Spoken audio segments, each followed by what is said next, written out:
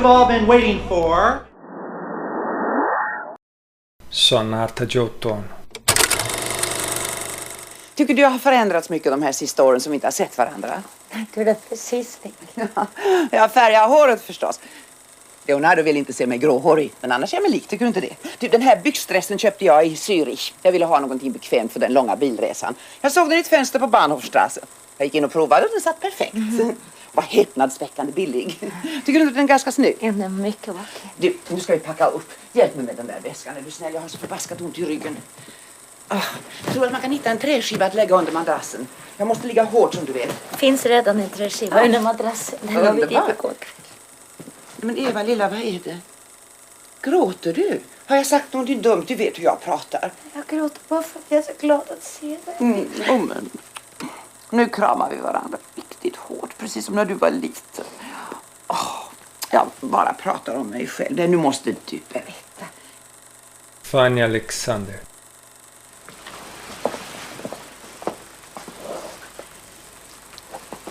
Det är 43:e gången vi firar jul tillsammans.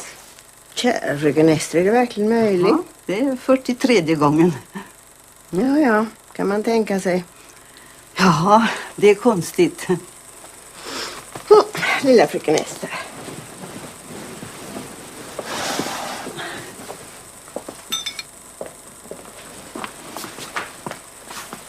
God afton, flickor. God afton, flickor. Alida kan gå in till de andra flickorna. Tack, fröknar. Varför är du sur? Jag är inte sur. Ser jag väl att du är sur? Du är alltid sur på julafton. Jag förstår inte vad fru talar om. Du hör vad jag säger, du är sur.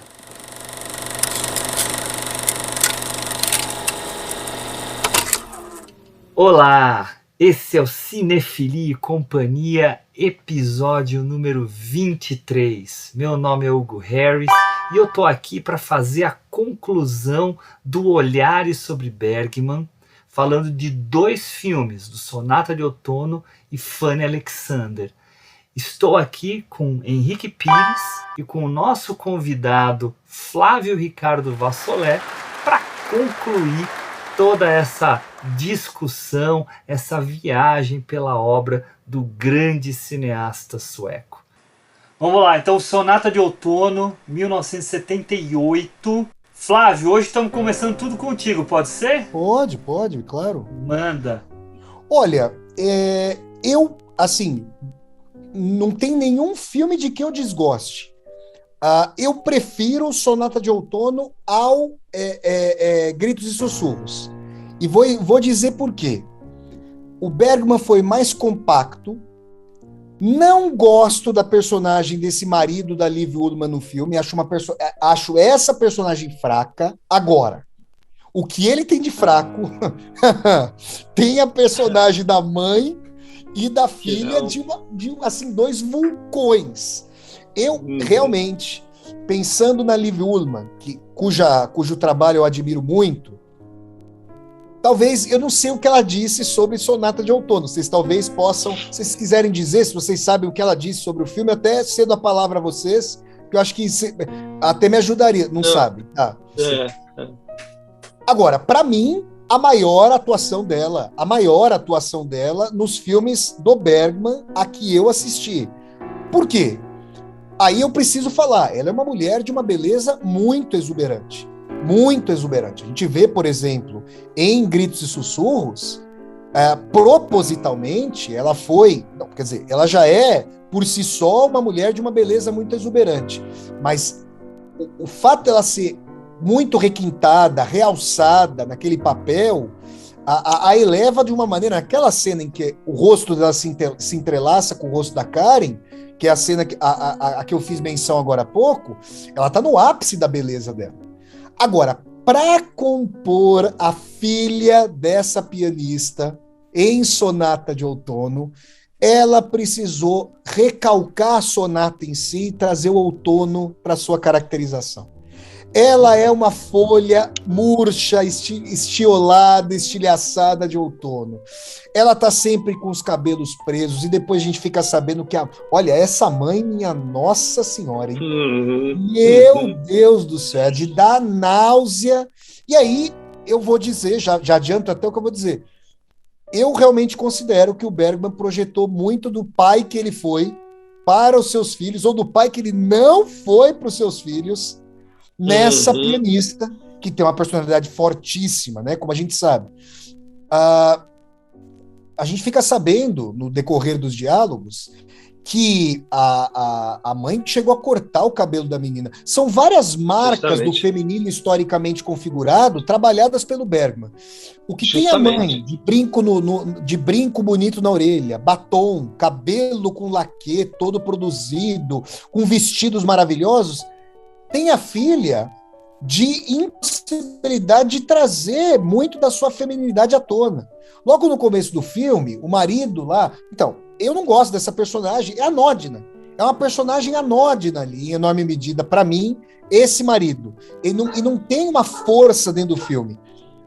Ele começa, eu sou escritor, eu sou jornalista, casei aqui com a personagem da Liv Ullmann, ela escreveu... Olha, ele já começa a caracterizar. Depois a gente fica sabendo que nenhum adjetivo para os livros é aleatório. 2 pequenos livros. Então, quer dizer, já são livros meio que de escanteio. E aí, o trecho que ele lê é muito sintético e totalmente sintomático, falando sobre a possibilidade dela vir a ser amada. Porque não o foi, né? Porque não teve a possibilidade. E tudo que ela embotou em si, tudo que ela estilhaçou em si mesma, né? A mãe, a presença de opulência. Então a gente realmente consegue derivar o naufrágio da personagem da Liv Ullmann em total correlação com o radical narcisismo e hedonismo, egoísmo radical dessa mãe, né, que instrumentalizou o marido e instrumentalizou a filha, né? E depois a gente fica sabendo... Não, aí a trama vai da mesma maneira. Ela vai, a princípio, em banho-maria, se bem que quando a gente revê o filme, a gente já sabe que naquela cena em que a mãe chega, tudo bem, a pessoa tá chegando com novidade, então ela vai falar de si. Pô, mas não perguntar nada da filha, nada. Quer dizer, é uma coisa assim de uma falta de educação, de uma falta de reciprocidade tremenda, assim, né? Mas aí a gente vai vendo que essa é a tônica mesmo. Ela não tá interessada em absolutamente nada e ninguém a não ser em si mesma. Só que aí o Bergman também traz uma complexidade maior do que o narcisismo, porque ela é vazia completamente. Ela, quando está sozinha, desesperada, ela precisa tornar o tempo dela repleto. Me lembrou essa personagem? Me lembrou do livro do Schopenhauer, do filósofo alemão Arthur Schopenhauer, Os Aforismos para a Sabedoria na Vida, em que o Schopenhauer falava que cinicamente, ele falava que existem 2 deuses que comandam a existência humana: a necessidade e o tédio. Se você escapar do Deus necessidade, você cai sob as garras, sob o jugo do Deus tédio. E ela tá ali, ela tá lendo aqueles livros de detetive, aqueles livros idiotas de detetive. Só que assim, eu confesso a vocês que eu tava me sentindo nauseado com essa mãe até a cena do Chopin. Nossa, naquela cena. Rapaz do céu. Ali, naquela cena, ela dá uma aula, mas assim, ali ela destrói. Ali, eu vou usar uma metáfora. Ali é o gênio, né? É igual. Ela lança uma bomba atômica na filha. Ali acabou. Ali a filha dela acabou. Porque assim, a filha faz aquela interpretação, você vê que é bonito esse trabalho da atriz, né? Os ombros encolhidos. Você tocar piano, eu nunca toquei piano, mas alguma coisa que eu sei você põe as costas eretas, você fica com os ombros bem postados, ou seja, você tem uma impostação, uma postura tal, para você projetar a tua alma no piano. A Liv Ullmann tá toda arquejada tocando. E você percebe que ela tá hesitante, você percebe que ela tá tocando e tá olhando para trás, porque o que a mãe vai falar. quando a mãe senta à frente daquele piano, minha Nossa Senhora, a caracterização que ela faz do Chopin, mostrando que ele é emotivo, mas não é sentimental. Então, E falando, ao caracterizar o Chopin, ela destrói a filha no que o Chopin tem de negativo e eleva a si mesma na interpretação do Chopin. Ela destrói. E a partir dali os conflitos vêm à tona com muita força. E uma das... Assim, apesar de Sonata de Outono não ser o meu filme favorito do Bergman, a cena do conflito entre a filha e a mãe está entre as minhas favoritas do Bergman. Por quê? Porque é o seguinte, ali é um acerto de contas, ali é, para usar o nome do meu primeiro livro, o Evangelho segundo Talião. Olho por olho, dente por dente, você me massacrou a vida inteira. Inclusive, o cara com quem você se relacionava tem uma sugestão de que ele poderia ter violado a menina. De que ele poderia... É uma tragédia, quer dizer, uma tragédia em cima de uma tragédia, em cima da outra. E ali ali é o seguinte, a mãe lançou a bomba de Hiroshima sobre ela, na interpretação do Chopin, ela vai lançar Tsar Bomba, a bomba da União Soviética do Khrushchev, que foi testada lá no Círculo Polar Ártico contra a mãe. Aí acabou. Acabou, quer dizer, a filha destrói a... Pode falar. Não, e ela não poupa a mãe, né? Por mais que a mãe fala assim, mas você então me perdoa, então depois de eu reconhecer e tal. Não, o que você fez não tem perdão. O que você fez não tem perdão. Então em nenhum momento ela cede para a mãe, só vai ceder depois da ida da mãe. A gente fica pensando, né? Ela, assim, é duro a gente pensar, mas mereceu ouvir.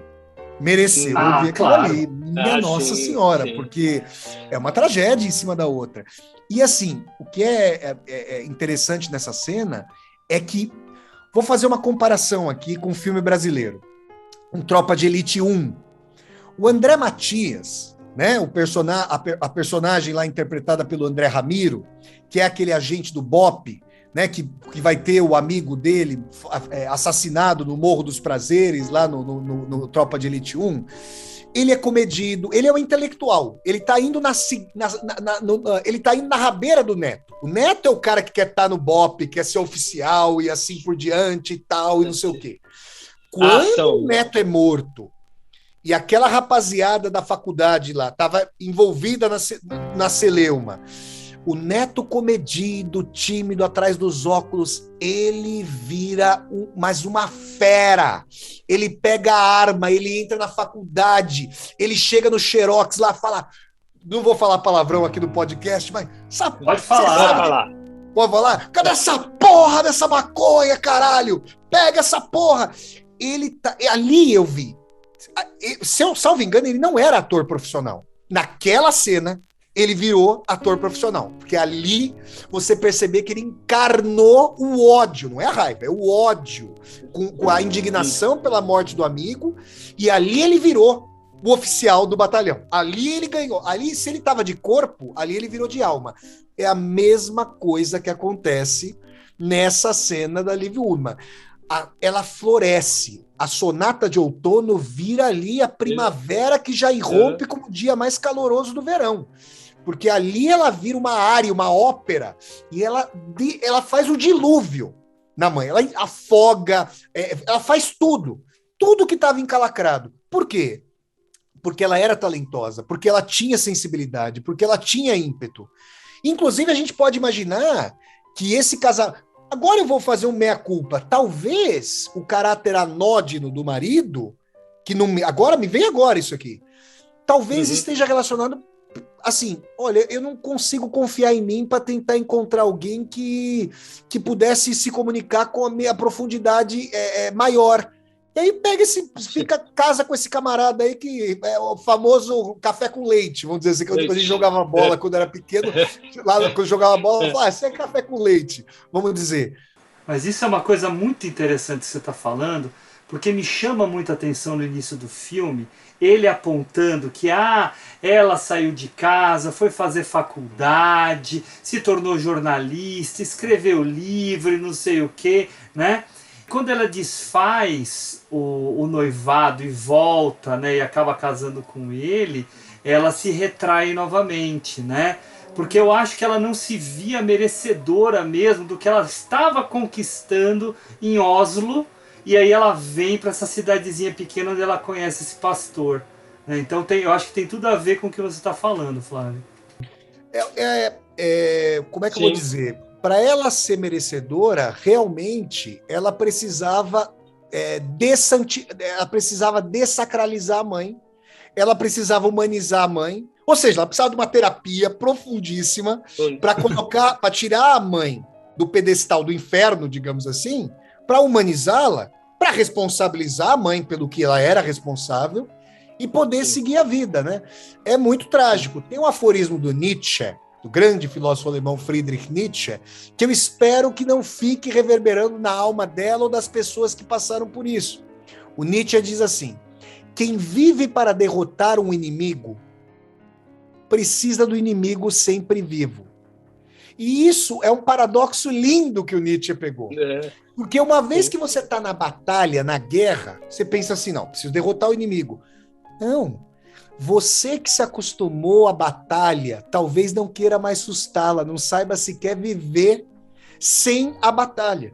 E a personagem, ela nutriu esse ressentimento e ela começou a se imolar, e se imolou, como o Hugo falou, na sua profissão, no seu casamento, na sua obra, até que chegou, e fazia 7 anos, vamos nos lembrar disso, que a mãe não visitava a filha. Quer dizer, é uma coisa impressionante. E a mãe, qual é o tipo de carinho, mimo que ela quer? É um mimo, na verdade, narcísico. Ah, eu tenho 3 milhões que me foram deixados, tenho outros 2. Ai, que dinheiro é esse? Vou dar eles estão com esse carro, essa lata velha aí, vou dar um carrão para eles lá. Quer dizer, ela não quer saber como é que é a vida deles, o que eles têm.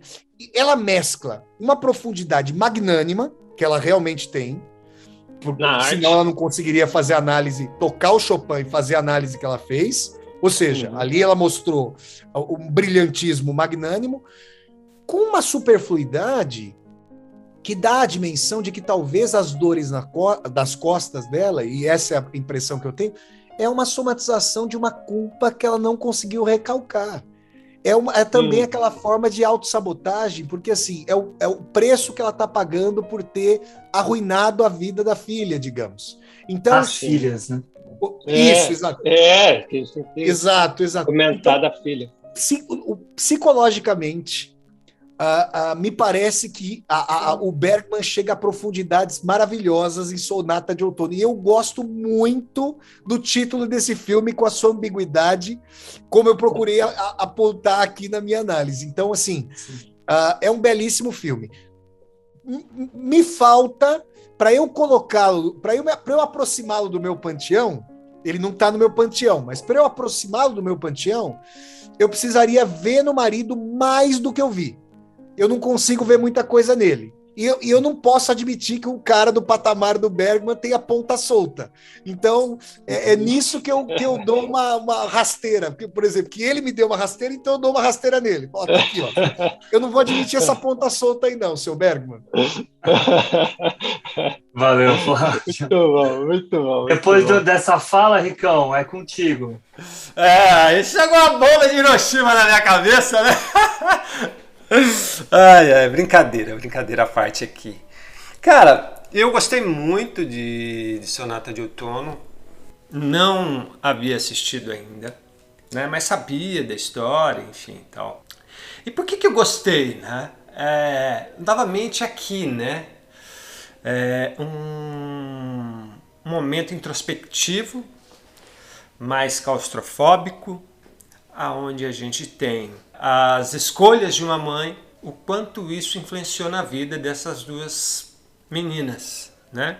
Até mesmo ela com os pais das meninas, né? Depois ela se casa com aquele outro, né?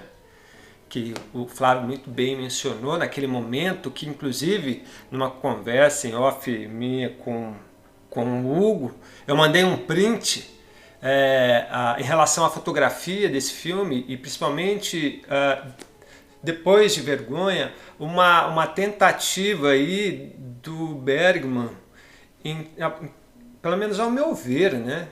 Uma proximidade de enquadramento que relembrasse quadros mesmo, né? Um tom ali de realismo, né? Quando ele está tocando e as filhas estão ali observando o cara naquela cena, naquele tipo de iluminação, ou seja, uma pintura ali do século XVI, né? Enfim, retornando ao filme, me chamou muito a atenção como a Liv Ullmann interpretou essa filha ali que se demonstra frágil, toda enrustida, tomando cuidado com o que fala, onde olha, sendo uma essência da sensibilidade, né, da forma da mulher, digamos, né, dominada, né, em contraposição com aquela mãe que opta por amar a música, né, ser uma pianista, o que ela renegou, né? E como que ele vai construindo isso? Isso é muito interessante no filme, né? Como essas personagens elas vão nos revelando quem elas são, mas ao mesmo tempo o Bergman faz com que você vá se envolvendo com elas. E isso me chamou muito a atenção, né? Porque para que houvesse esse grande embate no fim, e outra coisa, outro ponto aqui que eu vou buscar no que eu falei no episódio anterior, e você vai vendo que em alguns filmes o Bergman usa muito isso. As suas personagens, quando há e chega no embate, sempre necessitam ou estão bebendo algo ou estão levemente bêbadas, enfim, como se fosse um catalisador ali, né, para que pudesse impulsionar o enfrentamento, né? Porque a Liv Ullmann, ela está ali naquele momento que daí a hora que ela decide mesmo falar tudo para a mãe, né, ela já está alegre, digamos assim. E a gente tem isso em Persona quando a enfermeira tá lá, já bebeu, e aí ela começa a se abrir e falar das traições. Conta a história lá da suruba, da orgia, né? Justamente. Então é interessante como ele vai, ao longo de toda a sua obra, como ele consegue costurar tudo isso. O Flávio foi muito feliz, muito contemplativo, no sentido do todo, que eu quero dizer, de falar da personagem da Liv Ullmann. Mas é interessante, né, essa personagem, Helena, que ela está doente, né, que você não sabe nada, e ela chega ali, aí elas estão todas felizinhas, conversando, daí fala, ó, mãe, eu quero te falar uma coisa. Ah, o quê? A Helena está aqui. Ah, mas eu não queria. Aí você fala, peraí, mas quem sai? Aí você fala, nossa, será que deve ser uma ex-amante? Deve ser a vizinha que brigou? Você fala, que porra é essa? Aí é que você descobre que é a filha dela. Aí você fala, mano, né? Isso E saber que existe isso, gente. Não é só uma tentativa alegórica de você mostrar algo, né, de interior das decisões de uma pessoa. Mas que existe pessoas assim, e o quanto isso oprime, né?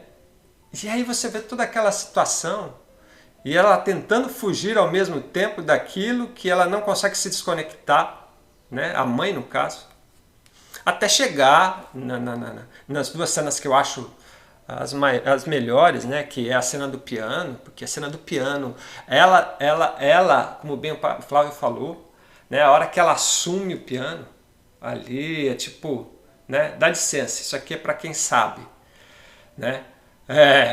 E aí você entende mesmo, ou seja, ela traz todo um conhecimento teórico, prático, para dar uma interpretação para aquilo que é visceral nela, mas ela não foi capaz em nenhum momento de, né, ao longo da sua vida como um todo, olhar para esses filhos ou perceber algo nesses filhos, nessas filhas, né? E como o Bergman vai construindo isso, né? Você fala, poxa, e ele resumiu tudo. Ele você falou, pô, eu conheci a vida inteira dessa menina através, né, dessa, como eu posso dizer assim, dessa cena, dessa sequência, né? Um plano só, né? Não tem corte, né? Um plano abertão que aí depois no fim vai cortar. A gente tem um plano próximo que as duas fazem novamente aquele perfil que eu falo, né, que o Bergman gosta muito, né? Coloca alguém de perfil, um personagem de perfil, e o outro ele coloca de frente, né? Então, ou seja, esse embate, né, histórico. E no momento que daí elas vão discutir, que a filha joga tudo na cara dela, né?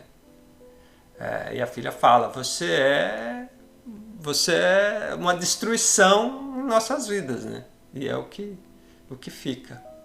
E eu achei interessante, assim, comentando uma outra coisa, que a forma como se terminou tudo isso.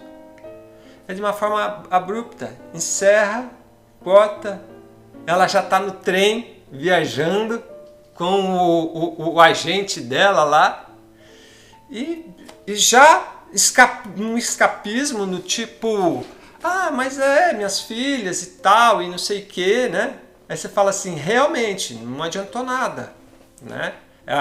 Só serviu para libertar a Liv Ullmann, mas a mãe não adiantou muito, né? Tipo, não há esperanças, né?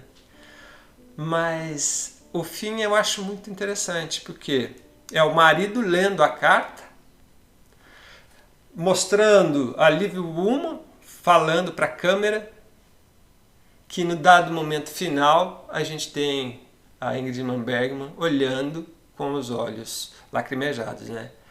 De uma como eu posso dizer assim, de uma maestria aí, para mim, ao meu ver, de como mostrar essa família que fez tudo isso, a filha falou, a mãe é isso, aquilo, mas não conseguem deixar para trás os seus pesos.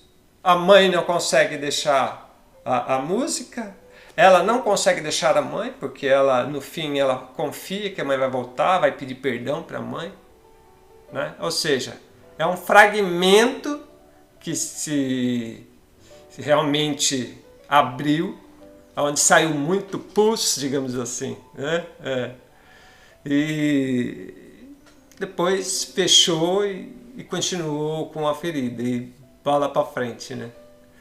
Mas é um filme que eu gostei bastante, a relação que ele faz da música também, principalmente quando ele fala de Chopin, achei isso interessante, com a própria ideia da narrativa, da trama, né? E é um filme que realmente você consegue sempre buscar e ter algo a mais. Eu assisti ele 2 vezes e tanto na primeira quanto na segunda eu tive percepções diferentes. Não percepção diferente, mas algo novo, né, que você consegue pensar. Enfim. É contigo, Gão. Beleza, Ricão.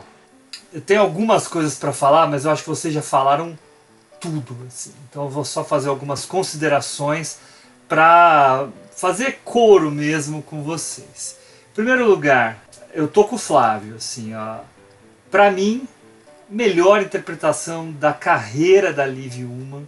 A gente vendo todos os filmes do Bergman, né, que ela participou, ela sempre está muito boa, mas eu acho que aqui ela vai alguns passos a mais, até mesmo motivado por essa questão que o Flávio levantou, de ela ter sido privada da sua beleza estonteante, né, que ela de fato também tem.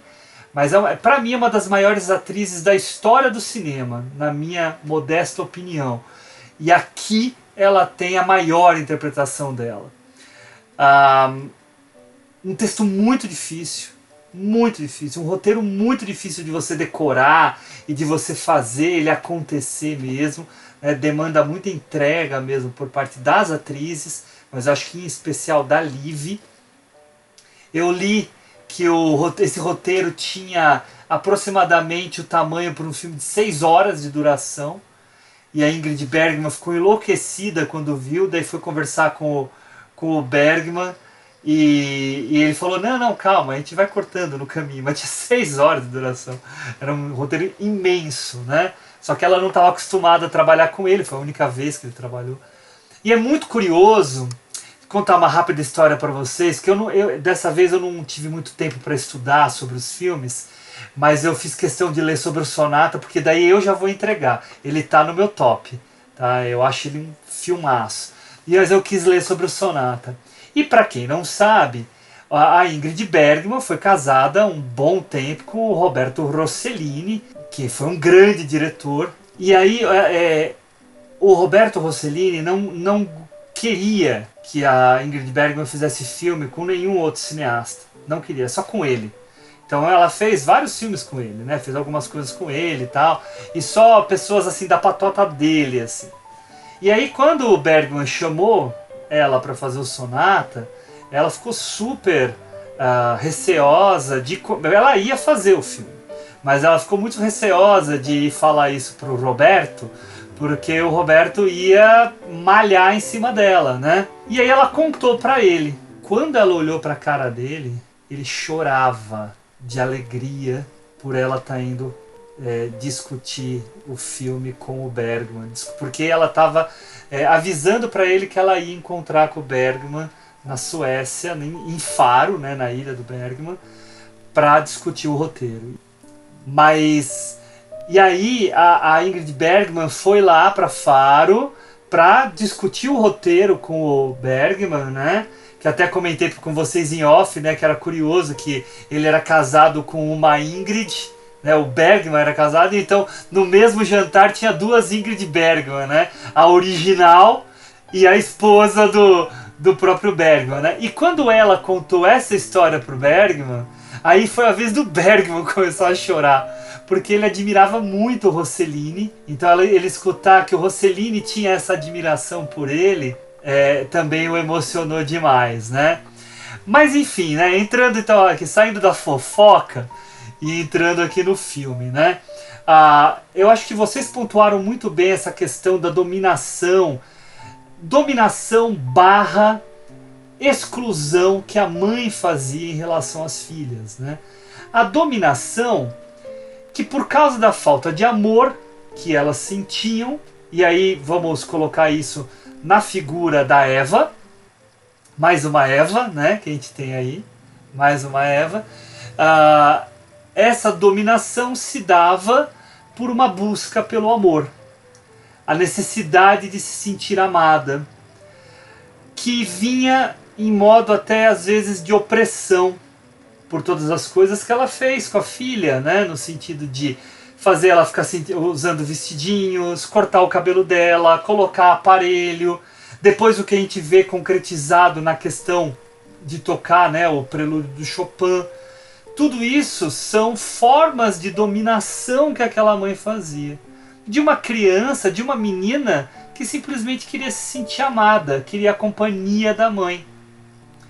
Aqueles flashbacks que aparecem da menina escutando por trás da porta a mãe ensaiando e esperando ansiosamente a mãe fazer uma pausa para ela poder abrir a porta, levar uma comidinha para a mãe e com esse pretexto sentar ao lado da mãe, ao lado do piano, até a mãe expulsar e falar sai, vai brincar, né? É muito significativo.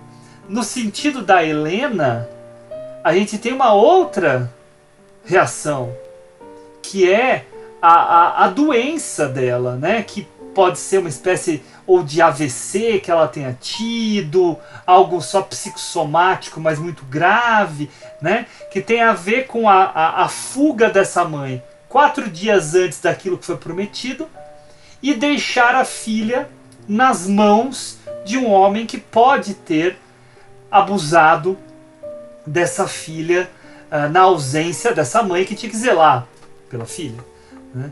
Então a presença da mãe, na verdade, é extremamente danosa para as filhas. E é curioso que elas contam, né, daquele momento em que a mãe procura a mãe procura colocar que ela teve um momento de...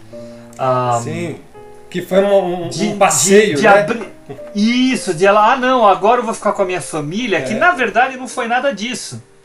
Foi aquele momento que ela teve que parar por causa da dor nas costas, porque ela não estava rendendo bem, né? E aí ela teve que voltar para a família. Mas a Eva não cai na dela. Ela fala, olha só, não venha me dizer que você fez concessões. Na verdade, a tua presença aqui fez muito mal pra gente. Porque a tua energia criativa reprimida se manifestou por meio da dominação. Por meio da opressão. Que olha o que causou em mim e na Helena. E no sofrimento também que meu pai sentia. O pai que, se eu não me engano, é o Erland Josephson que faz, né? Que faz o médico também do Grande Sussus, que é um baita ator, né? Sim. Men en sak förstod jag klart och tydligt. Det fanns inte en millimeter av det som verkligen var jag som kunde älskas eller ens accepteras. Att du var som besatt. Och jag blev allt räddare, allt mer tillintetgjord.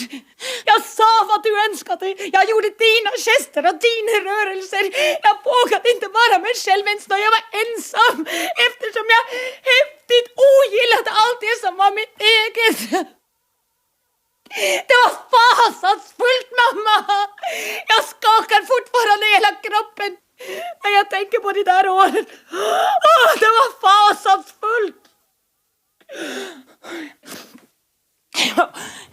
Jag förstod ju inte att jag hatade dig eftersom jag var fullkomligt övertygad om att du och jag älskade varandra. Jag kunde inte hata dig så. Hatet blev till en vansinnig ångest. Jag hade hemska drömmar. Jag bet på naglarna. Jag drog stora tussar ur håret. Och jag ville gråta men jag kunde inte. Jag fick inte fram ett ljud. Jag försökte skrika men det blev bara till kvävtekrympningar som skrämde mig ännu mer eftersom jag trodde jag höll på att bli vansinnig.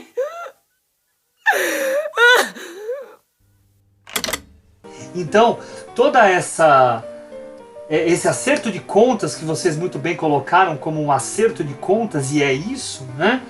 Desemboca lá, né? Nesse acerto de contas. Então, tudo isso aflora. E o Flávio fez poesia aqui na hora que ele falou, né? Que ela vira uma primavera ensolarada, né?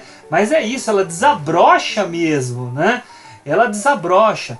Mas o mais curioso para mim, e que eu acho um golpe de mestre do Bergman, é o que o Henrique citou aí no final. Que é quando no final ela manda a carta para a mãe. Porque ao mandar a carta para a mãe, ela arrega. Justamente. Ela arrega para a mãe.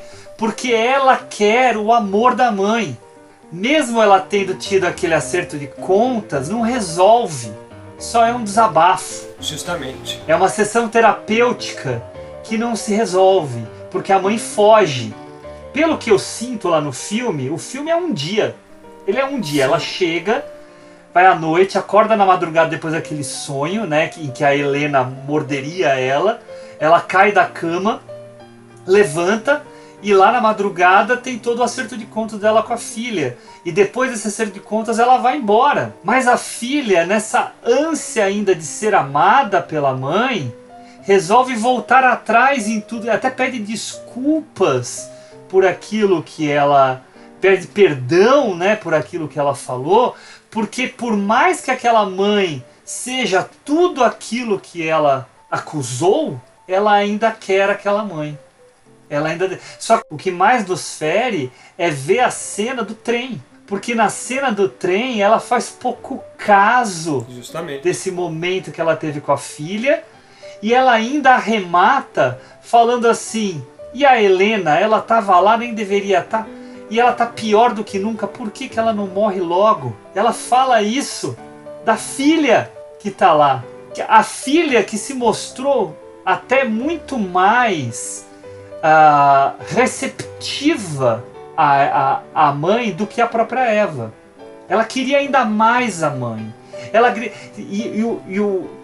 É incrível aquela cena final da Helena com o pastor sem graça, o pastor sem sal, que o Flávio comentou, gritando descontrolada. Essa atriz, o que ela faz nesse momento é um negócio impressionante, desesperada porque a mãe foi embora.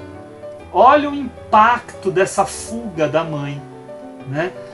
O que me pega nesse filme é essa relação com a mãe, porque que pega todo mundo, porque geralmente quem é muito ausente, né, na criação dos filhos é o homem. A mãe é o laço mais afetivo. Só que aqui foi o inverso. Essa mãe que era extremamente sensível, talentosa, e como o Flávio bem disse, né, ela expõe isso com muita clareza na cena do prelúdio, mas ela não consegue se relacionar com as pessoas. Ela não consegue se relacionar com aquelas pessoas que são próximas a ela, que, como o próprio Flávio falou, podia ser uma meia-culpa do Bergman sobre o seu papel como pai. Com certeza. Eu acredito que todos os filmes do Bergman têm um pouco do Bergman como homem comum. Sim, sem dúvida, sem dúvida. E eu gosto muito da estrutura do filme, em que ele inicia com uma narração de corpo presente do próprio Victor, do pastor, e aí ele para de narrar e entra na cena, né? Isso é muito legal. Isso é muito legal.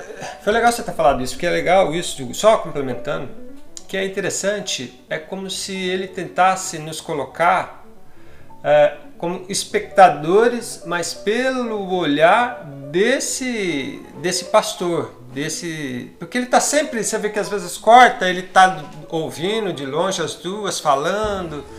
Então, não, na hora do acerto de contas. Também. Na hora do acerto de contas. Ele está lá no canto. Isso.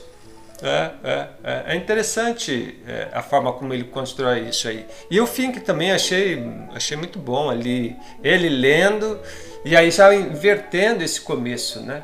É ele lendo para depois ser ela falando, enfim. Eu achei que isso deu uma força. O Flávio mencionou uma coisa importante, né? Que são esses 7 anos que a mãe ficou longe. O neto nasceu, o neto morreu e só depois ela apareceu. E mais, vou dar um adendo. O cinismo dela ao olhar a foto do neto, falando: olha, eu separei 2 milhões para você, né? Que ela tá na cama. Ah, mas agora não sei o que eu vou fazer com esse dinheiro. Ah, já sei, vou dar um carro para eles. Vou falar, viu? Uma vilã e tanto. Tem uma fala. Tem uma fala da Liv Ullmann no meio do acerto de contas, em que ela fala assim, quer ver? Eu até anotei isso aqui em algum lugar. Aqui. As falhas da mãe são pagas pelas filhas. E a infelicidade da mãe é a infelicidade das filhas. Ou seja, nada do que essa mulher fazia estava dando certo. Nada. Né? Ela longe era ruim com ela, pior sem ela. Enfim, alguém quer falar mais alguma coisa? Flávio, Henrique?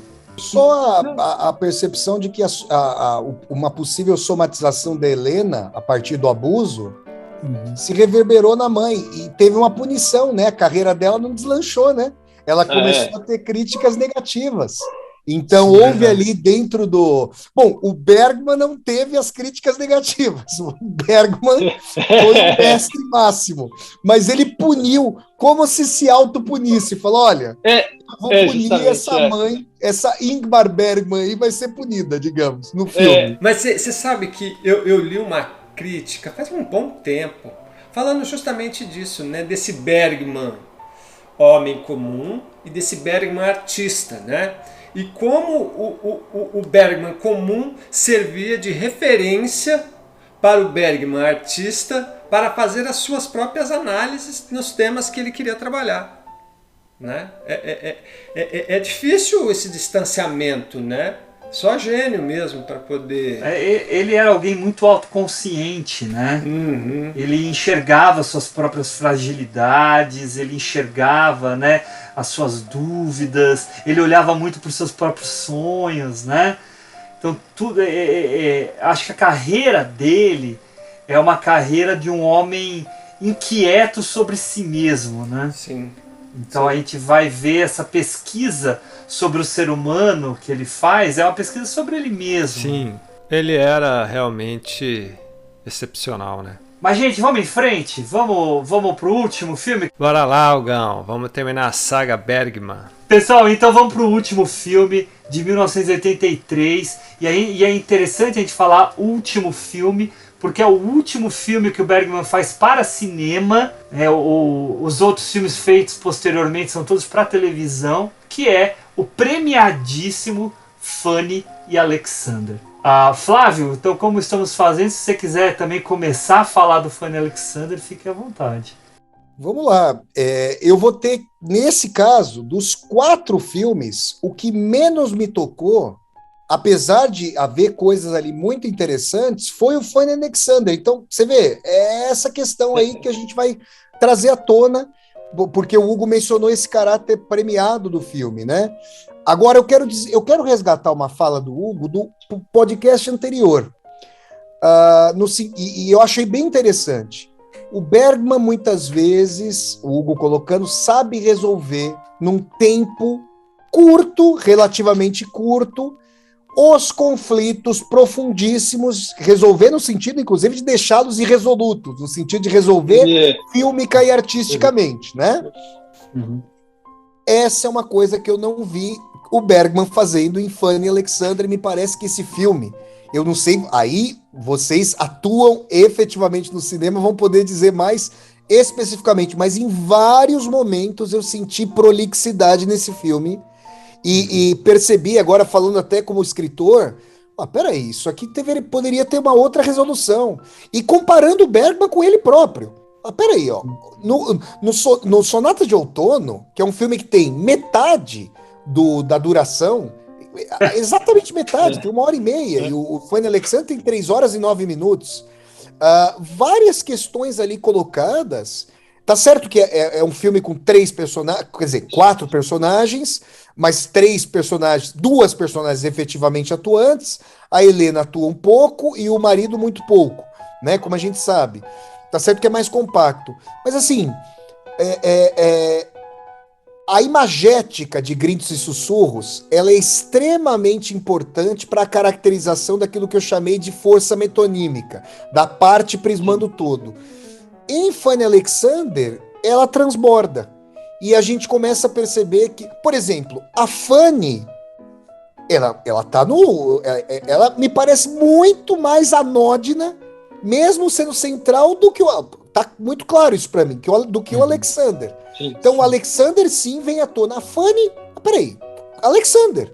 Não é Fanny Alexander, Alexander. Esse é um ponto que eu gostaria de trazer. Quer dizer, já é um problema para mim, essa questão. Agora, me parece que ele faz, o filme, vamos colocar assim, o Bergman, ele tem uma característica que eu chamaria de muito parecida com a do Dostoiévski. Em que sentido? Do escritor russo Fyodor Dostoiévski, que foi o escritor que eu estudei, né? No sentido de que as tramas do Bergman, elas são muito mais sincrônicas do que diacrônicas. Ou seja, os acontecimentos, às vezes você tem um flashback, por exemplo, ali no Gritos e Sussurros tem o diário, no Sonata de Outono tem o revival ali do marido falando alguma coisa, mas depois o salseiro já tá dado, para falar igual o Silvio Luiz, aquele narrador de futebol dos anos 90. Maravilhoso. Exato, maravilhoso. O salseiro já tá dado. Joga ali na crise, joga na caçarola e põe a paella lá para ferver, para aquecer. Em Fanny Alexander, ele tem uma preocupação, um arco épico, de trazer a história da família, de trazer o transcurso, aí morre o avô, aí tem o casamento da mãe, e aí esse pai, aí eu penso muito biograficamente mesmo, porque o pai o padrasto do Alexander tem configurações parecidas com as do pai do Bergman ali, que era pastor também, como a gente sabe, né? E o pastor protestante ele pode casar, diferentemente do padre católico, né? Só para a gente relembrar isso, por isso que a mãe dele vai se casar. E a gente tem ali essa questão de, olha, morreu, veja que coisa sintomática, né? Morre o pai da mãe, né? E já tinha, salvo engano, ela era viúva justamente, né? Morre o pai da mãe, o avô, e aí ela vai passar para a proteção do outro pater familias, né? Que é justamente o pastor aí protestante que vai exercer as suas profundas arbitrariedades. Agora, uma nota que eu gostaria de trazer, reverberando algo que eu mencionei no primeiro podcast sobre o sétimo selo, e isso sim me parece interessante. Eu gostaria que o Bergman tivesse explorado isso mais na sua obra, não só em Fanny Alexander, mas ele o fez em O Sétimo Selo e em Fanny Alexander. O sobrenatural. No Sétimo Selo, nós temos o Ioffe. Bom, primeiro que a figura da morte está ali, né? Então, obviamente, ela também é alegórica, mas duas personagens a vêm. O Antonius Bloch, o cavaleiro Antonius Bloch, e o Ioffe, que é o artista puro, a Mia, sua esposa, e o Mikael, que é um bebezinho, na verdade, Mikael, que fica brincando ali, que tá de fralda, tal, dando as cambalhotas, eles não vêm. Mas o Ioffe, que é um artista de verdade, é meio picareta circense lá, que faz as suas e tal, mas que é um camarada envolvido com a sua arte e tal, ele vê a morte. Mas são relances. Com o Antonius Bloch, não, a gente sabe, mas a morte também é figurativa na Idade Média. Ela é aquela figura com capuz, a foice e a ampulheta. Então você fala de um meio sobrenatural. Agora, em Fanny Alexander, não. Em Fanny Alexander, nós temos um médium, vou usar um termo espírita aqui, nós temos o Alexander, que é um camarada que vê o espírito do avô, que consegue derivar o que aconteceu do que o seu padrasto fez, isso é mediúnica, sobrenaturalmente, ou mediunicamente, como vocês queiram, ele sabe que o padrasto ali fez algo parecido com o que vai acontecer com a mãe dele e com o que vai acontecer com eles também. Então ali nós temos algo que o Bergman... Por que eu falei que eu gostaria que o Bergman explorasse isso mais na sua obra? Porque na Lanterna Mágica... E, detalhe, a Lanterna Mágica aparece no filme. Está nomeada, está colocada. Então você está ali, esse é colocado. É muito lindo o início da autobiografia do Bergman, A Lanterna Mágica, quando ele fala da poesia das cores e imagens, vendo a Lanterna Mágica. Que ali ele como que tinha um destino cinematográfico, que ele significa a posteriori, claro, né? Ele não sabia quando era criança, mas que aquilo marcou muito, né? E o Bergman fala que na Ilha de Faro ele via espíritos. Ele fala. Então, assim, eu sei que o Bergman foi criado no âmbito do protestantismo, que veda, como o catolicismo, o contato com o sobrenatural. Veda. Ou seja, aí é questão demoníaca, aí tem o exorcismo e tal. Mas o espiritismo, né? É uma tradição europeia, da França, que vem da França, e hoje no Brasil, o maior país espírita do mundo, né, onde tem o maior número de adeptos. E se o Bergman tinha esse contato, seria interessante que ele transcendesse nas suas perguntas. E eu não vou falar isso só para o Bergman, não, tá? Eu acho mesmo, já que eu estou em Portugal, vale para mim o mesmo para o Saramago. Eu sou aficionado pelo Evangelho segundo Jesus Cristo. Mas várias perguntas que o Saramago postula para Cristo, a tradição reencarnacionista responde. E o Saramago não se descentrou. Tudo bem que ele é português, vem do país de tradição católica. Mas o cara não pode ler para além da tradição dele? O Dostoiévski, o Tolstói fez isso, leu o budismo, tem uma transcendência ali. O Dostoiévski dialogou, até no meu livro sobre Dostoiévski, na minha tese de doutorado, eu pus o Dostoiévski para dialogar com Kardec. Mas assim... Se o Bergman tinha esse contato, vamos chamar aqui de contato imediato, até para falar o nome de outro filme aí, que vocês conhecem, claro, por que ele não explorou isso mais?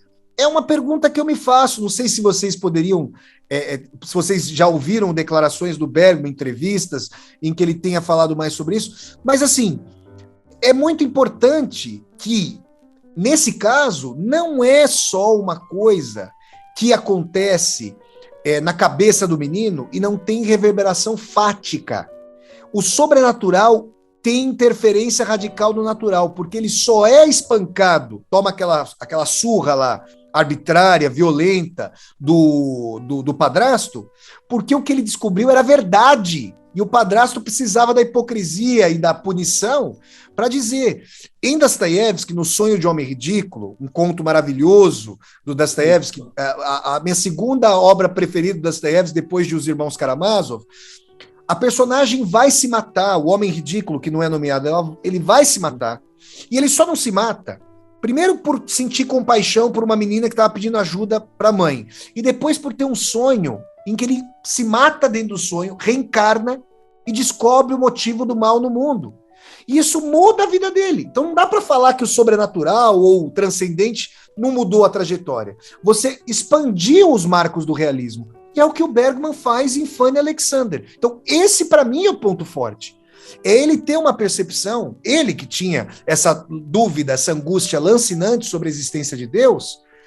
Se os marcos do católico protestantismo, que são os marcos nos quais ele foi criado, não respondiam a algumas questões dele, se filosoficamente ele estava mais propenso ao niilismo, como o Jans, o fiel escudeiro do Antonius Bloch, em O Sétimo Selo, no Fanny Alexander, nós temos uma explosão do psiquismo, porque que também é muito forte ali na obra, mas por um sentido de que a trama é alterada em função do sobrenatural. Algo inusitado na obra dele, quer dizer, fora O Sétimo Selo, como a gente sabe. Então, eu ligo, o Sétimo Selo, agora não é o primeiro filme do Bergman, mas é o primeiro filme de sucesso estrondoroso. Já que Fanny Alexander é o último filme para o cinema, de alfa a ômega, vamos colocar aqui, usar o alfabeto grego que Jesus Cristo cita nos evangelhos, de alfa a ômega essa questão veio. Eu lamento, assim como eu lamento para Dostoiévski, viu, gente? Que o Dostoiévski não tem explorado mais, porque ele era um espiritualista, Dostoiévski, clamorosamente, com muitas dúvidas, como o próprio Bergman. Mas eu gostaria de ter visto mais isso na obra do Bergman, porque se era uma questão forte para ele, seria interessante ser explorado. Eu vou citar aqui o Freud, tá? Vocês já devem, certamente vocês viram aquele filme, Um Método Perigoso, do Cronenberg, colocando o Freud e o Jung em diálogo. O Freud, na obra dele, foi um militante ateísta clamoroso. Chamou a religião de algo infantil, os impulsos espirituais, de narcisismo da criança que não aceita o princípio de realismo e quer a proteção paterna até o fim da vida e tal. Só que o Cronenberg foi muito feliz em resgatar diálogos do Jung e do Freud, que foram feitos por carta e pessoalmente, e transformar numa cena em que você tem lá o Freud, que é do Viggo Mortensen, e o Jung, a personagem do Jung. Aliás, o Viggo Mortensen está a cara do Freud naquele filme, impressionante, né? Impressionante. E assim, o Jung queria explorar o espiritual, coisa que o Bergman fez no Fanny Alexander e no Sétimo Selo, e o Freud falou: eu sou aficionado por isso. Só que se eu fizer isso, vão falar que a psicanálise é charlatanismo. E eu vou parar, eu não vou. E o Freud se fechou, foi conservador nesse sentido. Eu entendo até politicamente o que ele fez. E agora, por que eu estou falando do Freud? Será que o Bergman sentiu que poderia ter menos reconhecimento como cineasta, numa época desencantada, de tensionamento da espiritualidade, da religiosidade? E por isso ele vedou muitas vezes, ele trouxe as discussões do marco mais de um Kierkegaard. Por que eu estou citando o dinamarquês lá, o compatriota de Escandinávia, não do país, mas da península da Escandinávia, o Kierkegaard, o filósofo dinamarquês Søren Kierkegaard? Porque no Kierkegaard, na obra do Kierkegaard, onde começa a razão, termina a fé, onde começa a fé, termina a razão. Então você tem que dar o salto da fé para acreditar em Deus na nossa época iluminista, né? E ele cindia, diferentemente do que o Espiritismo faz, de tentar trazer um diálogo entre espiritualidade e razão. Mas eu estou colocando isso porque me parece que, filosoficamente, o Bergman é mais próximo do Kierkegaard. Porque você percebe, inclusive num filme sobre o qual a gente falou, Morangos Silvestres, que já vou adiantar, vai estar no meu panteão aí, estou fazendo suspeito, mas vai estar no meu panteão. Nós temos a cisão entre o jovem intelectualista, racionalista e aquele que acreditava. Isso é muito kierkegaardiano. Mas o que acontece é que o Bergman teve contato imediato. Eu estou citando palavras dele na autobiografia. E o Alexander também teve. Então, me parece que eu não tenho fã, assim, não é que eu acho um filme ruim, mas ele não se aproxima do meu panteão mesmo. Mas assim, disso eu gostei, porque se ele tinha essa propensão, me parece interessante que ele me teria parecido mais interessante que ele tivesse explorado mais isso ao longo da obra. E aí, porque aí eu vou deixar mais a trama para vocês, eu queria levantar uma pergunta mais técnica no sentido da construção cênica. Nossa, os recursos, por exemplo, eu falei do Corvo do Sétimo Selo na podcast passado, que é muito feio, é muito ruim aquele corvo é péssimo. E assim, o fogo também, a cena do incêndio, quer dizer, até o corpo carbonizado eu achei muito bom, cenograficamente, lá no final, do pastor. Mas o incêndio é ruim. Como é que era isso? Tipo, como é que eram os recursos da época ali? Porque, por exemplo, o Vergonha tem uma cena de incêndio e me parece que aí o incêndio não foi em termos de efeitos gráficos, né? Parece que o incêndio aconteceu, salvo engano, o incêndio aconteceu. Então aí não tem o que falar, né? Quer dizer, o fogo fez um trabalho maravilhoso e acabou. Mas me parece ali que tinha um problema na indústria sueca em termos... Porque, por exemplo, você pega, mesmo naquela época em Hollywood, os recursos fílmicos são mais elaborados, tecnológicos. Eu queria deixar isso no ar porque eu fiquei descontente com o fogo no filme. Né? Eu falei, poxa, a gente já tá ali em 80... Eu nasci em 81, foi o único filme, então. Teve algum filme em 82 e 81? Eu acho que nesse período, eu acho que ele estava realizando Fanny Alexander, porque foi a primeira série de TV, né? Ela foi. Então, 6 horas, né? São 6 horas. É isso? That explains a lot. Isso explica muita coisa. Era a série de TV, por isso que alongaram. É a coisa de alguma série que você vê aí que é boa, seria boa se fosse menor, mas financeiramente talvez tenha sido... É que na realidade eu acho que tem aí uma questão que é o seguinte: o fato dele ter elaborado esse filme, né, e aí o marketing, digamos assim, tipo, olha, será o último filme dele para cinema, então ele fez um corte especial que seria 3 horas e 10 para o cinema, né? Então aqui mas que deixa várias lacunas, sim, né, Ricão? Sim. Várias lacunas. Vários. Tem uns buracos aí. Coisas mal explicadas, assim, você fica sem entender porque estava na série. Justamente. É o que faz ficar meio perdido, né? Enfim. Eu particularmente, não sei, desculpa, Flávio, você estava falando e a gente acabou te cortando. Segue aí. Eu acho o Fanny Alexander, se alguém pedisse para eu ler como romance, eu cortaria muitas coisas, mas cortaria várias coisas. E mais sintético, ele teria mais poder. Quer dizer, entendi agora os motivos que o Henrique está trazendo. Acho até que ele não queria se despedir do cinema, queria se alongar. Tipo assim, alongando o filme, ele se despedir. Porque, meu Deus.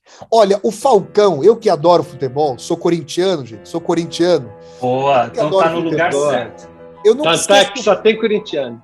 Aqui só tem corintiano, pronto. Falcão, Paulo Roberto Falcão, grande volante, não vi jogar, porque eu nasci em 81.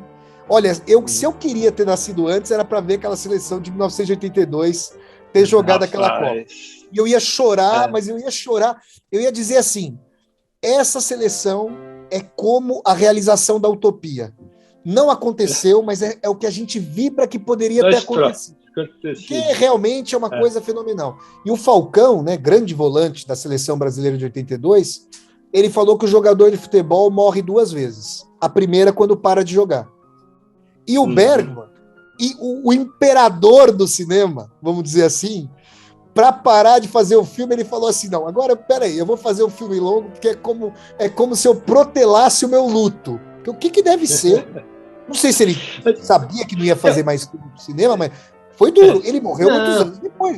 Ele morreu Não, sim, ele fez. Teve outros filmes que virou filme. Mas ele produziu mais coisas até os anos 90. Até 2000 e... Mas até eu 2000, deixo uma né? pergunta para vocês. A saúde dele estava ruim e aí ele começou a parar de fazer coisa pro cinema? Por que ele parou pro cinema? Por que ele foi pra TV? Foi pelo fato de questão financeira. Ele começou a deixar de ser interessante, né?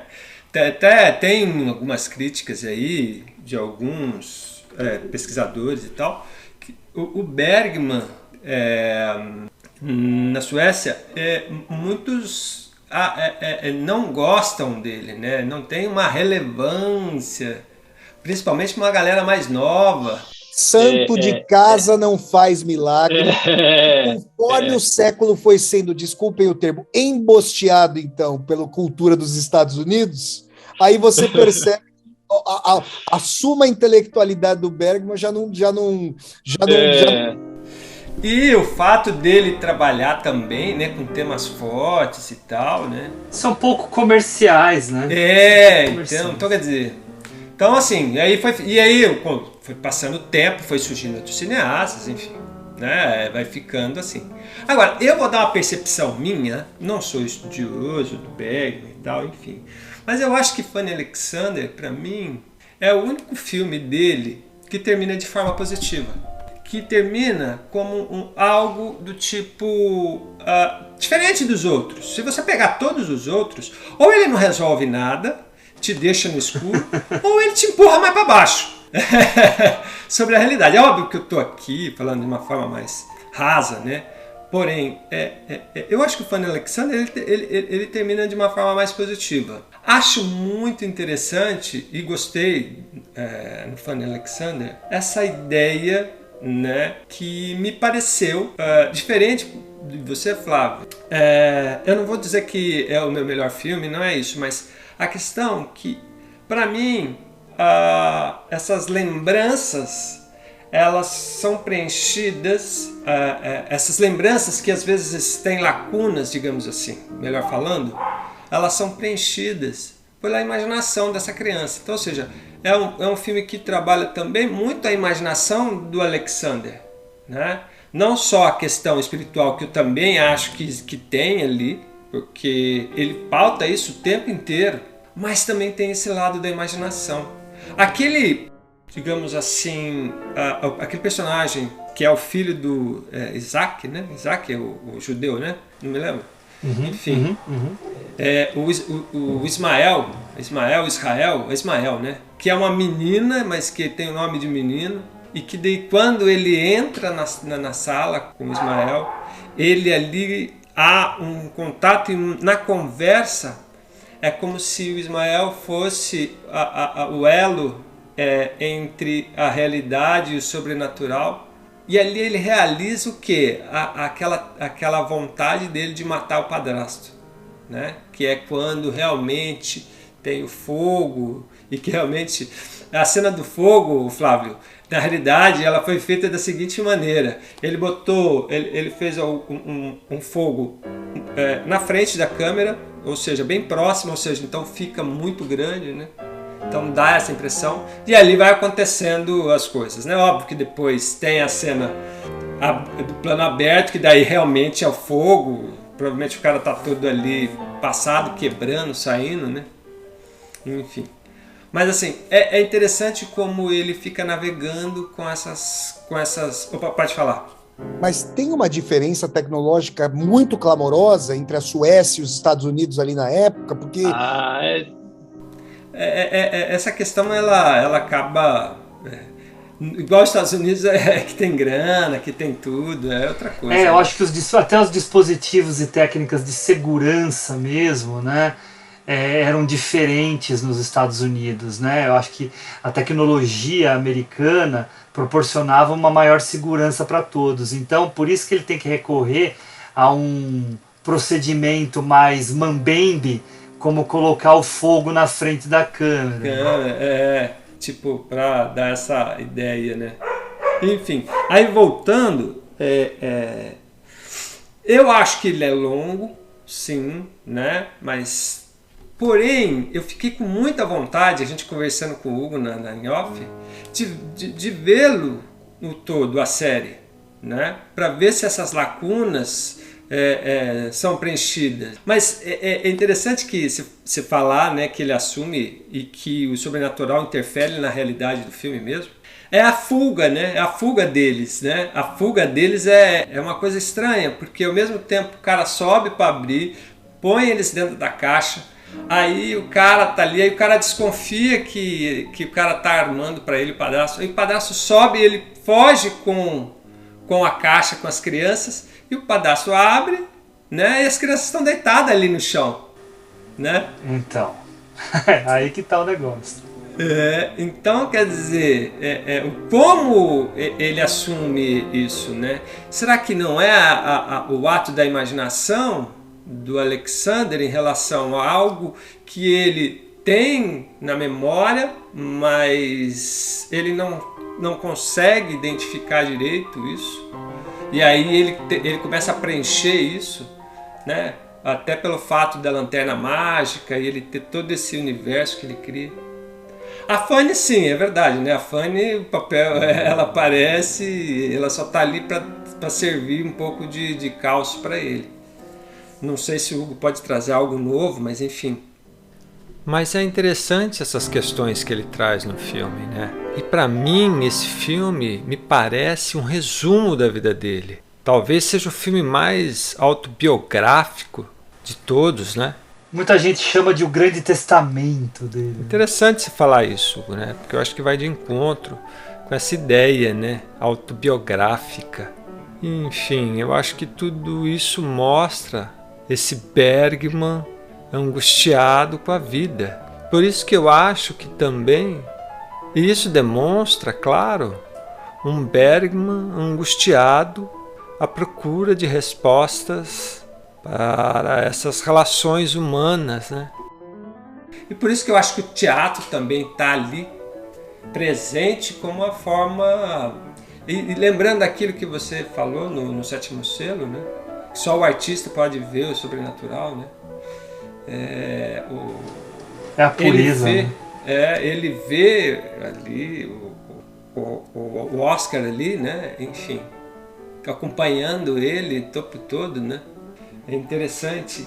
E o papel da avó ficou um pouco assim, para mim ele perde um pouco, né? Porque você não sabe muito bem, ela só fica marcando alguns pontos, né? Então não sei se na série ela pode ganhar mais, enfim. Mas vai, Hugão, vai contigo aí. Vamos lá.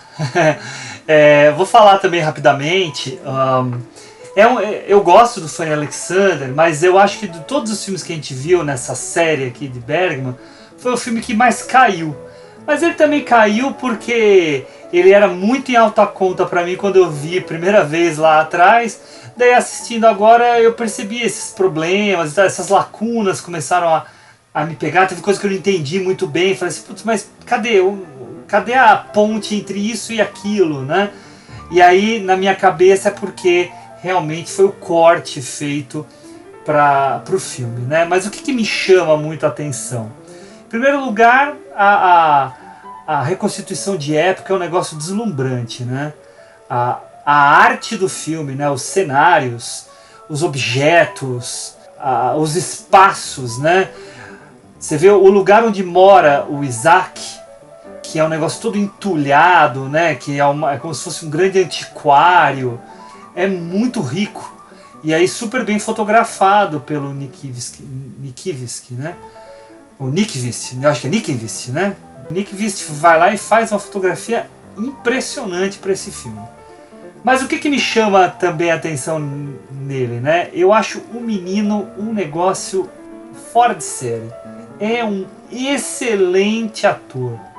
O que o Bergman consegue tirar desse menino, coisa que ele não consegue tirar da Fanny, porque a Fanny realmente é inexpressiva no filme, é impressionante. Assim, a cena do espancamento do menino, né, e o que vem antes do espancamento, que é o embate entre ele e o pastor, em que o pastor fica falando, querendo que ele confesse, ele fala que ele não vai confessar, e ele fala dele mesmo em terceira pessoa, né? framstupa.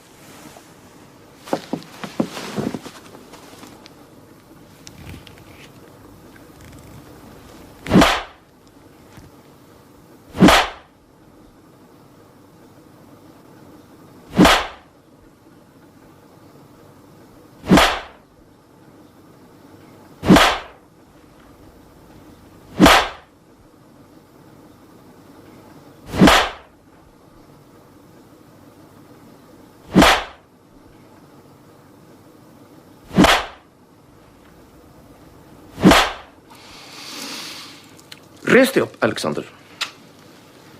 Du har något att säga mig. Nej, Du ska be mig om förlåtelse. det gör jag inte. Då måste jag ju slå dig tills du kommer på bättre tankar. Kan du inte bespara oss båda en så obehaglig upplevelse? Jag ber aldrig om förlåtelse. Du ber inte om förlåtelse. Nej. Lägg dig framstupa, Alexander.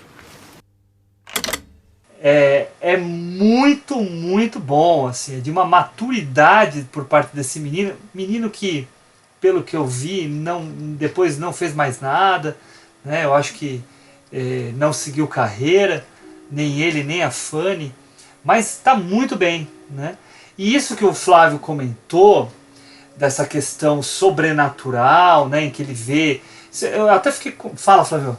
A Fanny não parece a Clara A Caça do Winterberg? Nossa, parece uma carinha redonda, né? Não é? Não é verdade. Nossa, quando eu vi, eu falei, meu Deus, é a Clara da Caça do Winterberg. Verdade mesmo. Nossa, parece mesmo. Parece mesmo. Parece mesmo. Mas, então, teve uma coisa que me deixou um pouco confuso na hora que o Flávio estava falando, que você ficou falando que quem morre é o avô. Não é o pai dele? Não, é o pai dele. Me confundi. Então é o pai, né? É o pai. Então, ele fica vendo o pai repetidamente, né, muitas vezes, é muito curioso, né? Não só pela questão da ausência, mas sobre a cobrança que ele sente, né, o que o Alexander sente por parte do pai, de ele não, assim, de ele estar vendo a mãe se envolver com aquele homem dominador, machista, antigo, religioso, numa forma negativa, né? Porque tem o religioso do bem, mas esse é o religioso do mal. Fala. Não, Hugo, só para falar dessa questão da religião, né? Como esse tema, ele está em praticamente todos os filmes dele, né? Todos os filmes. Essa é uma das angústias dele, né? Enfim, Hugão, vai aí, desculpa. Não, que isso. Não, eu queria só arrematar falando um pouquinho da estrutura, né? É curioso que o filme, como o Flávio falou, né, 3h09, a metade do filme é todo aquele contexto do que é a família da Fanny e do Alexander, a festa de Natal, o tio tarado, o pai artista sem talento e adoentado, né? O outro tio Bebum. Isso, verdade, casado lá com a alemã, né? Então, e aquela avó que tem uma certa relação com o Isaac, né? E aí, nesse meio de tudo, a gente vê as crianças, né? E a criança, é muito curioso ver o Alexander no começo do filme, que ele olha para a estátua se mexe, né? Então ele tem aí a imaginação dele borbulhando. A partir da morte do pai, que acontece na metade do filme, aí começa a questão com o bispo. E aí é um drama, né? É a vida dele transformada por completo, né? Nesse sentido eu acho interessante. Eu só acho que o Bergman não foi tão feliz na escolha da amarração dessas coisas dentro do filme, né? Mas é um filme que me agrada. Eu até falei para o Henrique, eu quero ver a série, né? Eu tenho aqui no meu Blu-ray, tem tanto o filme quanto a série, né? Vou tentar ver a série também para ver se ela dá essa amarrada que estava faltando, né? Mas eu acho que é isso, assim, eu acho que eu não tenho mais nada para falar sobre o filme. Eu fiquei muito bugado com a parte final, quando o Isaac vai lá resgatá-las, coloca no baú, leva o baú embora e quando o bispo sobe as escadas, as crianças estão lá desfalecidas, mortas, ou não sei como estavam, no quarto delas. Aí eu não... E ele fala do sapato. E eu fiquei sem entender. Eu fiquei assim, será que de fato elas por alguma razão morreram, alguma coisa assim, e o resto é tudo invenção, né? Fala, Flávio. Será que aí ele não está trazendo realismo fantástico? Ele não fundiu o sobrenatural com o realismo nessa expansão de uma exteriorização da visão do Alexander? Aí acho que o onírico expandiu o realismo, talvez. Sim, então é a possibilidade que me aventou, assim, de todo o resto do filme ser daí colocando o termo que você colocou, um realismo mágico mesmo, algo que poderia ter sido que não foi, né? E que a gente fica sem ver a conclusão do que de fato foi, né? Então, apesar da morte do bispo, né? Daí será que também tudo isso fica meio confuso, mas tudo bem. Eu acho que esse curioso do final é rico pro filme. Mas eu fico sem saber o que de fato aconteceu com essas crianças. Mas já que ele nunca resolve direito as coisas dele nos filmes mesmo, e faz parte aí da mística bergmaniana, né? A gente entra na viagem junto. Mas acho que é isso. Alguém quer falar mais alguma coisa antes da gente ir pro nosso top 3 aqui? Eu só queria colocar minha tristeza, porque a gente trouxe aqui a dimensão de que ele não é tão reconhecido na Suécia. Isso... Aí eu conversando com o Hugo falou que o Kurosawa não é tão reconhecido no Japão. Bom, Machado de Assis, Guimarães Rosa no Brasil, o Bergman na Suécia. Isso para mim é uma verdadeira tragédia. É uma aberração, né? Não, isso é uma tragédia. E o fato de um cara do tamanho dele perder espaço é outra tragédia, né? Que realmente graças a Deus que houve um cineasta do tamanho do Ingmar Bergman, porque a obra dele é importante, vamos dizer assim, não só em si mesma, mas por abrir portas para tradições existenciais de autores que sem o Bergman talvez não pudessem fazer um cinema como o do Bergman. Então o Bergman, ele propicia uma corrente cinematográfica, que a gente sabe que tem o Karl Dreyer, o Tarkovsky, o Lars von Trier, o Thomas Vinterberg, esses grandes autores aí, que têm irmandade existencial aí com o Bergman. Então, fica a minha nota de tristeza por um lado, mas a felicidade por nós termos podido aí falar dessas 8 obras magnânimas aí do grande Ingmar Bergman. Não, e aí eu quero aproveitar que você fez essa lista de autores, incluindo até o Tarkovsky, que é um monstro, né? Nossa senhora! Nossa senhora! A gente ainda não teve coragem de falar dele aqui no podcast, mas a gente vai ter um dia. Mas nós vamos falar. Tem um cineasta anticomercial, se o Bergman é anticomercial, o Tarkovsky o Tarkovsky é o Estado patrocinando o Tarkovsky para ter bilheteria, né? Porque assim, não dá, né? Não dá. Nesse mundo, na sociedade de hoje, o Tarkovsky é impossível de ser visto com todo o pesar para todas e todos nós. Uma sociedade que acabou com a concentração, que pensa por meme, que elege as figuras que está elegendo, anti-intelectuais por excelência. O Tarkovsky, infelizmente, ele morreu para essa... A nossa época está muito aquém dele, né? E aí entra primeiro uma curiosidade bacana do Bergman ter deixado o Tarkovsky fazer o filme O Sacrifício na Ilha de Faro. É verdade. E aí o que eu ia mencionar é que faltou um diretor entre todos esses que o Flávio falou, que é logo o diretor que morreu no mesmo dia que o Bergman, que foi o Michelangelo Antonioni. Mesmo dia, mês e ano que o Bergman. O Antonioni, eu acho que deve muito o desenvolvimento da obra dele pela obra do Bergman. Não, mesmo dia, Flávio. Assim, há 2 notícias. Acho que foi uma no início do dia, que eu acho que foi o Bergman, e no final do dia o Antonioni. Foi terrível. São almas ligadas. Eu realmente fico pensando que eles devem sentir, em face dessa época em que a gente está, que eles viveram demais, que talvez eles não deveriam ter sobrevivido por muito mais tempo sei lá, a época deles. Né? Talvez essas pessoas que viveram o pré-fim da Segunda Guerra, em que, vamos dizer, com toda a potência tecnológica dos Estados Unidos, mas essa cultura média dos Estados Unidos, meu Deus do céu, elas viveram um outro tipo de marco intelectual para o século XX. E o pós-Segunda Guerra passou a trazer esse apogeu, e é por isso que o Bergman não tem viabilidade mais. É por isso, né? Que a gente chega a uma asepsia da inteligência. Um dia, se a gente fizer um podcast de filme político, a gente fala como é que a gente faz do Bergman ou Donald Trump. Aí a gente fala enquanto o Bergman não tem viabilidade, o Donald Trump tem, né?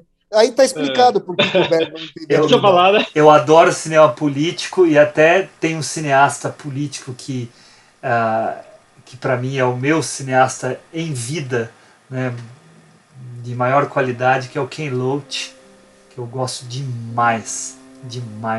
E há um mês, o Sorry, We Missed You, do Ken Loach. Nossa, que filmaço. Chorei, não, eu simplesmente chorei. Eu fiquei desesperado. É a nossa época ali retratada. É a nossa época. Perfeito. Perfeito. Vamos partir para o nosso top 3, então? Bora! Flávio, já que você tem sido o primeiro em tudo, vou jogar você no fogo aqui. O pessoal já sabe mais ou menos para que lado você vai, mas fica à vontade. Vamos fazer assim, ó. Se quiser botar uma menção honrosa, daí os seus 3, daí diga os seus motivos, aí a gente não precisa se alongar muito. Olha, é assim, a menção honrosa, ela já vai entrar no top 3, que é 4. Porque assim, eu não consigo me decidir entre o Sétimo Selo e Persona. Para mim, são obras-primas. Para mim, é Dostoiévski no cinema. Assim como eu vejo o Dostoiévski, o Van Gogh, como o Dostoiévski da pintura, para mim, Ingmar Bergman em Persona e o Sétimo Selo está no ápice da sua, na minha visão, no ápice da sua filmografia, da sua dimensão, tanto estética como filosófica, existencial ali nos filmes. Aí depois dessa dupla medalha de ouro, desse empate na medalha de ouro, a medalha de prata, para mim, olha, também é difícil, mas eu vou ter que dar a medalha de prata para um filme que não esteve aqui. Para mim, a medalha de prata fica como Luz de Inverno, né? Luz de Inverno é um filme uma trama bastante compacta, como Sonata de Outono, né? Mas que sintetiza o caminho rumo ao niilismo do Ingmar Bergman. E se o Antonius Bloch vivesse no século XX, ele eventualmente poderia pensar como o pastor Jonas de Luz de Inverno. Então, para mim, Luz de Inverno ganha a medalha de prata, e a medalha de bronze, para mim, é Morangos Silvestres, com a cena que estaria na medalha de ouro, ao lado da cena da morte jogando xadrez com Antonius Bloch, que é a cena da personagem principal, do Eric, olhando para o relógio sem ponteiros. Aquilo ali, para mim, é eterno. Esse é meu pódio bergmaniano aí, gente. Maravilha. Antes de passar para o Henricão, eu vou ler aqui que a gente pediu para Juliana mandar o top 3 dela. Ela mandou aqui, deixa eu pegar. Tá aqui, ó. Ela colocou em terceiro lugar o Sétimo Selo, em segundo lugar Morangos Silvestres e em primeiraço Persona. Henrique, você. Rapaz, é difícil, hein? Já mudei umas par de vezes aqui. Ai. Quando o cara é bom, é o que eu falo, é difícil. Você fala, putz, mas aquele, não, esse ou aquele outro. Depois você começa a lembrar, você assiste isso. Aí você revê, sobe um pouquinho, sobe um pouco, desce um pouco. É um caos aqui na mente. Mas eu vou ser rápido aqui com o meu. O meu terceiro lugar, eu acabei de substituir agora há pouco. Daqui a uma hora você vai substituir de novo. Com certeza, rapaz, com certeza. Mas vamos lá. Meu terceiro lugar é Sonata de Outono. Acabei elegendo ele para terceiro, ainda mais depois do nosso bate-papo aqui. O meu segundo lugar é o filme que eu amo de paixão, que é Morangos Silvestres. E o primeiro lugar Persona. Um filme completo, um filme além da sua época, né? Como o Flávio mesmo falou, eu acho que o Bergman formou muitos cineastas depois, e eu acredito que Persona é um desses filmes clássicos que ficaram e ficarão para sempre. Bom, é isso. Você tem menção honrosa? Verdade, Hugo. Minha menção honrosa vai para Fanny Alexander. Mesmo sabendo que é um filme com muitos problemas, né? Mas é um filme que eu gostei, e muito mais pelo fato de ser autobiográfico, né? Digamos assim. Então, é isso. Beleza. Eu vou falar também o meu rapidamente aqui. Eu vou botar primeiro a minha menção honrosa. Existia a possibilidade de eu colocar o Luz de Inverno aqui, mas já que o Flávio já representou ele, eu vou me dar a liberdade de colocar ele de lado e vou colocar um outro filme que a gente não mencionou muito aqui, mas que eu particularmente gosto demais,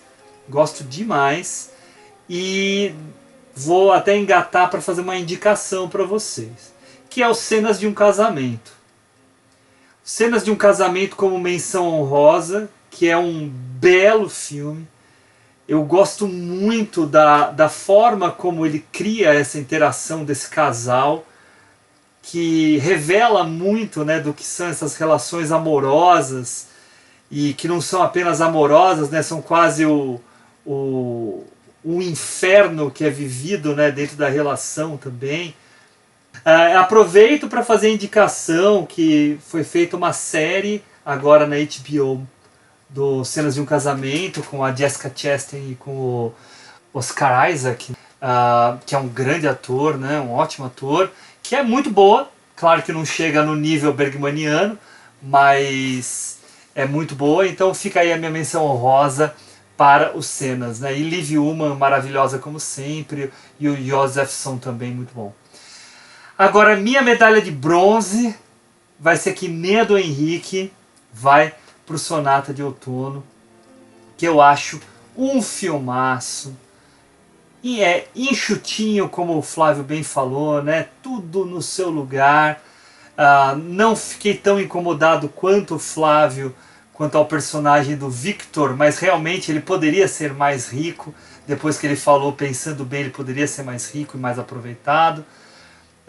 Minha medalha de prata vai para Morangos Silvestres. Eu acho que a minha lista vai ser a mais óbvia de todas, né? Apesar de que não está o Persona, mas o Morangos Silvestres, que eu acho genial também, dentro do hall aí de obras-primas que o Flávio comentou, eu acho que o Morangos Silvestres está lá também.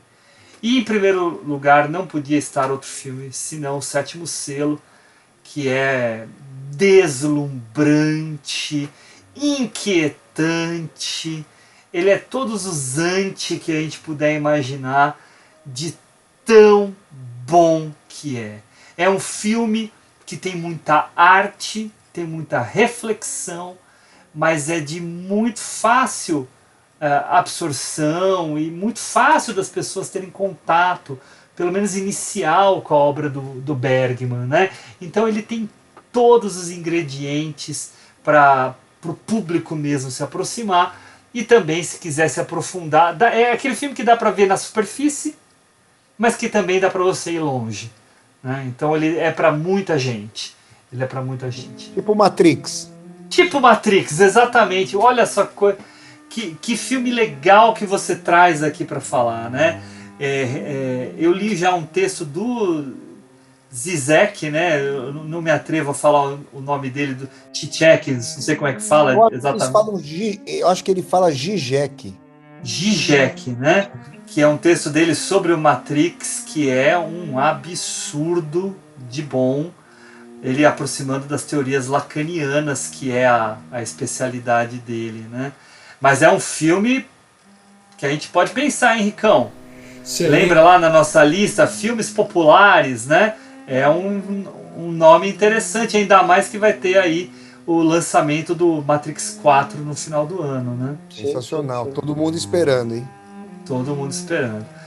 Mas é isso, ó, eu queria finalizar aqui o nosso papo eu queria ver se o Flávio de repente quer dar uma arrematada final aí na participação dele, a quem eu já agradeço muito a participação mesmo, eu já agradeci várias vezes, mas o Henrique tinha falado muito de você, Flávio, eu quero que isso esteja dentro do nosso episódio, falando que você era um cara 100%, de uma cultura enorme, mas também de uma humildade muito grande, e esses episódios mostraram isso para nós, né? Muita qualidade na tua fala e ao mesmo tempo um ouvido muito atento e alguém extremamente humilde, o que mostra aí um intelectual de primeira. Agradeço. Poxa, muito obrigado, Hugo. Obrigado também a Juliana, que não pôde tá aqui hoje, mas mando um abraço para ela também. E quero agradecer muito também ao meu querido amigo Henrique. O Henrique é amigão, então ele já é parcial falando, mas é sempre muito generoso para comigo e com o meu trabalho. Foi uma satisfação muito grande participar aqui do podcast de vocês, altíssimo nível, adorei, aprendi muito com vocês, nas colocações que vocês fizeram, trocamos ideias. Hoje até, o nosso bate-papo parecia, se não fosse a virtualidade de eu estar aqui em Portugal e de ter essa pandemia, foi um papo que a gente poderia ter gravado na mesa do bar, foi muito agradável, muito bacana. Com certeza. Falar sobre o Bergman. Eu espero assim que em cada fala que eu tenha trazido, que eu tenha trazido aqui, que eu possa ter exprimido a minha admiração fortíssima, mesmo quando eu vejo alguns fios desencapados, como eu apontei, porque assim, a gente cobra demais de quem a gente admira muito. Então, por ele ter feito essas que eu considero obras irretocáveis, perfeitas, primas, é que a gente acaba usando aquela régua para ver os outros filmes, né? Então, muito obrigado, foi uma satisfação. E deixa aí o convite mais uma vez para o pessoal que acompanha o podcast, o Cinefilia, para vocês conhecerem o meu canal do YouTube, o Flávio Ricardo Vassoler. E aí lá eu faço resenhas também de filmes, resenhas de livros, mostro as minhas viagens de Vassoler, que começaram aqui na Europa, Portugal e Espanha já estão sendo exploradas, e se Deus quiser eu vou viajar pelos outros continentes também, e as aulas ao vivo, que eu faço lá no meu canal, todas as quintas-feiras, às 18h20, horário de Brasília. Então, conheçam o meu canal, vai ser uma satisfação.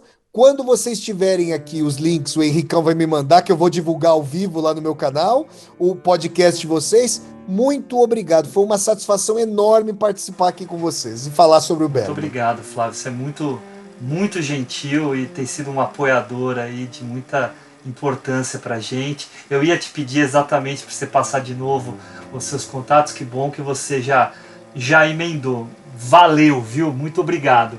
E eu queria também me despedir aqui do grande Henrique Pires. Obrigado, Ricão. Valeu, Gão.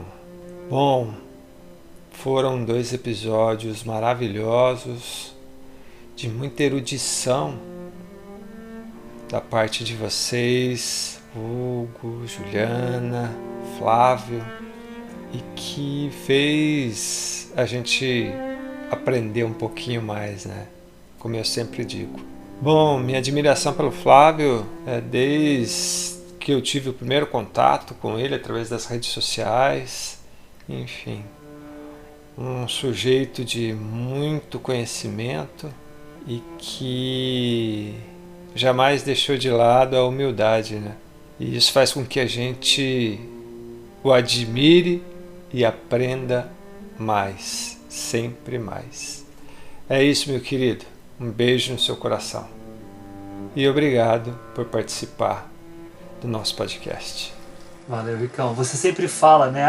O Flávio é humilde, eu aprendo sempre com vocês sempre fazem isso, mas você também é muito humilde, porque a gente também aprende muito com você, viu? Eu também queria agradecer a todos, obrigado. Meu nome é Hugo Harris. A edição desse programa foi feita pelo Henrique Pires e tchau!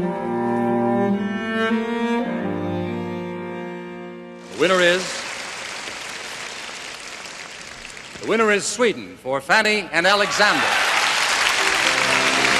Writer-director Ingmar Bergman is directing a play in Europe and consequently is unable to be here tonight. Accepting for him is the producer of Fanny and Alexander, Jörn Donner, and with him, Mrs. Ingmar Bergman.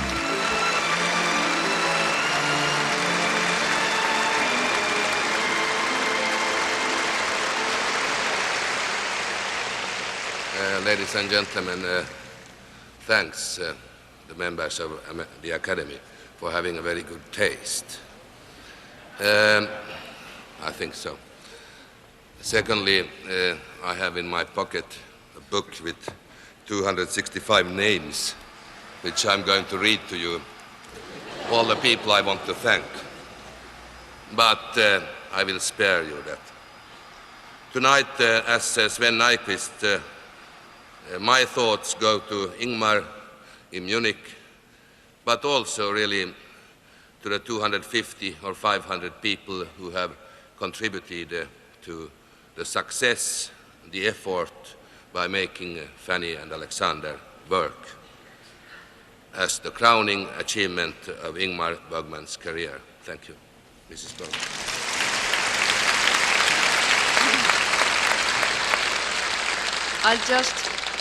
I'm going to hurry to Ingmar and tell him about the warm and wonderful reception you have given his film. Thank you very much.